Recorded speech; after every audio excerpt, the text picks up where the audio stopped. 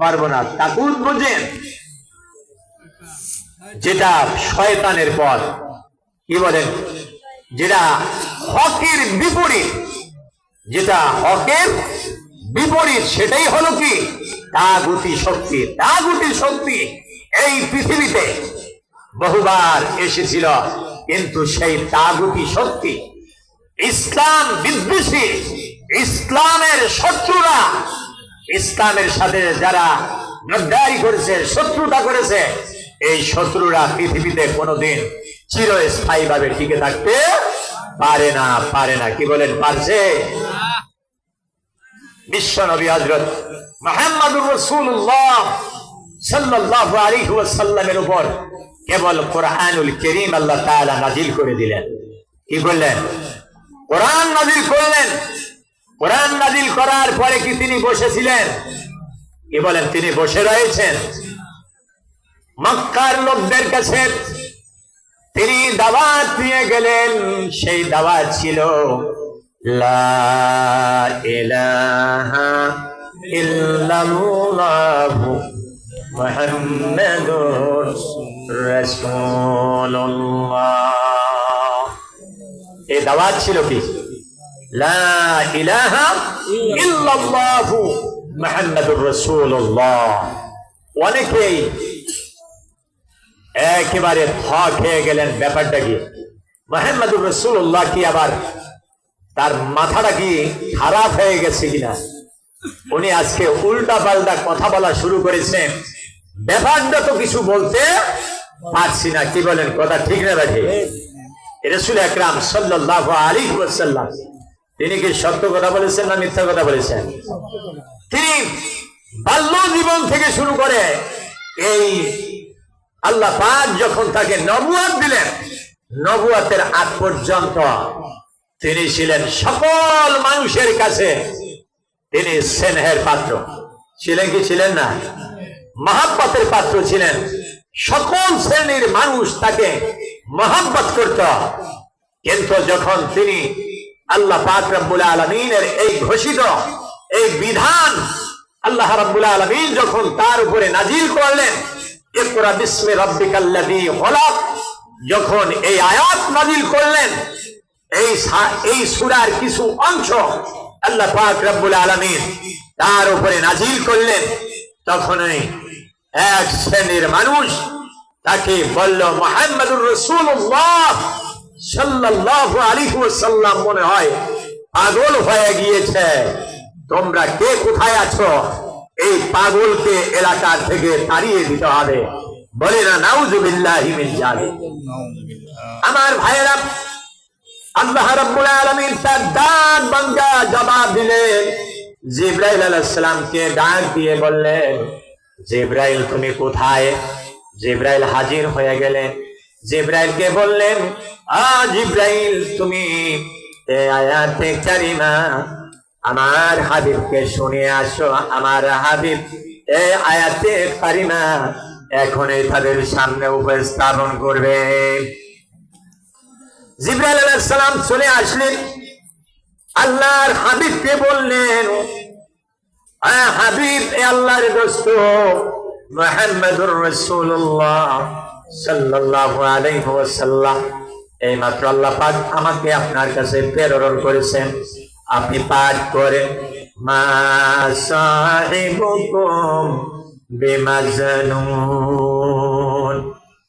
আল্লাহর হাবিব মুহাম্মাদুর রাসূলুল্লাহ সঙ্গে সঙ্গে তেলাওয়াত করে শুনিয়ে দিলেন, মা সাহিবুকুম বিমাজনুন। তোমাদের হাবিব, তোমাদের রাসূল আসলে পাগল নয়, পাগল নয়। তোমরা যারা বিশ্ব নবী হযরত মুহাম্মাদুর রাসূলুল্লাহ সাল্লাল্লাহু আলাইহি ওয়াসাল্লামকে পাগল বলে আখ্যায়িত করেছো, তিনি পাগল না। তোমরা যারা আখ্যায়িত করেছো তোমরাই পাগল। তোমরা কি? তোমরা পাগল। আমার ভাইয়েরা, বিশ্ব নবী হযরত মুহাম্মাদুর রাসূলুল্লাহ সাল্লাল্লাহু আলাইহি ওয়াসাল্লাম যখন ছোটবেলায় বাবা হারিয়ে ফেললেন, তিনি তখন মায়ের পেটে এখন পর্যন্ত পৃথিবীর চেহারা দেখেন না।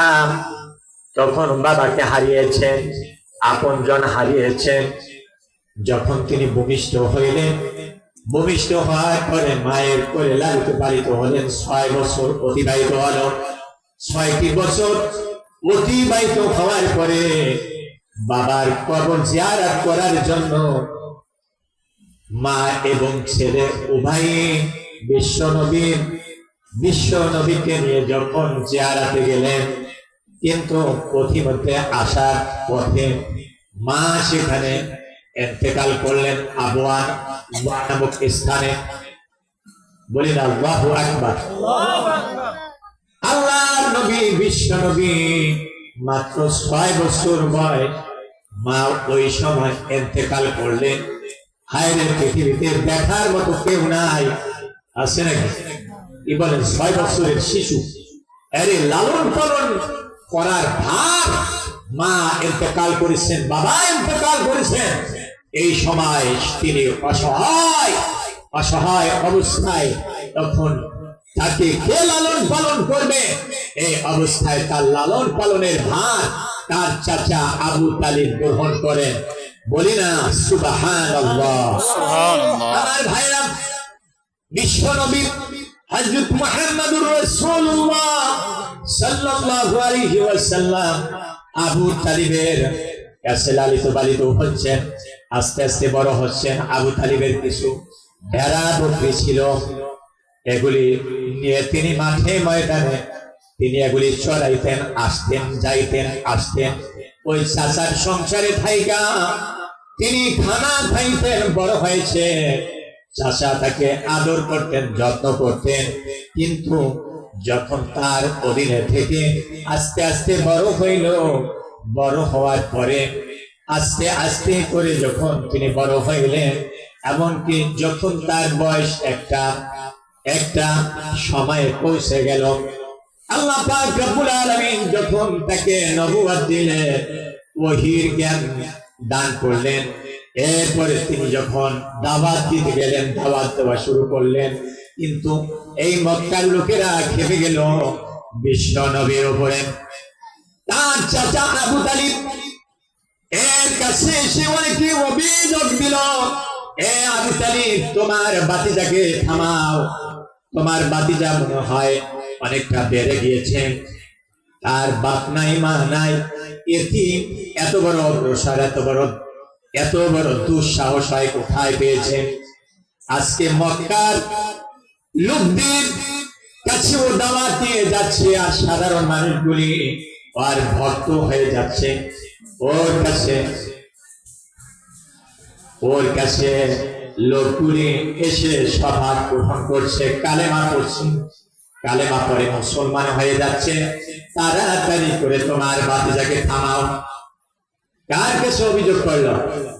আবু তালিবের কাছে। চাচা আবু তালিবের কাছে এসে তারা অভিযোগ করলো, তোমার বাতিজাকে তুমি থামাও।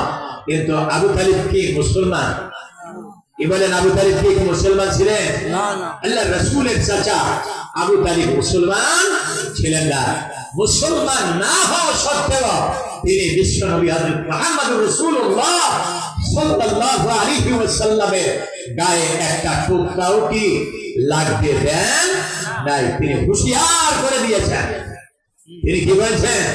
হুঁশিয়ার করে দিয়েছেন মক্কার জমিনে ওই সমস্ত হোমরা চোমরাদেরকে বলে দিয়েছেন, খবরদার, ও আমার ভাতিজা, তোমরা এই 40টি বছর অতিবাহিত হলো, আমার ভাতিজাকে বললা তিনি সত্যবাদী, তিনি আল আমিন, তিনি বিশ্বস্তবাদী, তোমরা টাকা পয়সা সোনা গয়না সবকিছু ওর কাছে রেখেছ, যেরকম রেখেছ সেরকম পেয়েছ, আর এখন ওর উপরে নবুয়ত আল্লাহ তাআলা দিয়েছেন, ও কালেমার দাওয়াত দিচ্ছে। আজকে অভিযোগের উপরে অভিযোগ তোমরা আমার কাছে তুলছ, আমার ভাতিজাকে আমি কি করতে পারবো না? এই পথ থেকে বারণ করতে পারবো না। বলি না আল্লাহু আকবার। আল্লাহ রাসূলকে তার চাচা কোনোদিন কষ্ট দিয়েছেন? বরং ওদেরকে তুলে তাড়িয়ে দিয়েছেন। খবরদার আবু জেহেল, তুমি এই দিকে আর মাথা ঘামাইবে না। আমার বাতিজার ব্যাপার, ওর কাজও করবে। ও তো আমাদের কোনো কাজে বাধা দেয় না। ও তো শুধুমাত্র একটা কথাই বলে, সেটা হলো আল্লাহ এক, আর আল্লাহর পক্ষ থেকে ও রাসূল হয়ে এসেছে। এই দ্বীনের দায়ী হিসাবে বলি না আল্লাহু আকবার। আমাদের নবীকে, আমাদের নবীর নাম কি?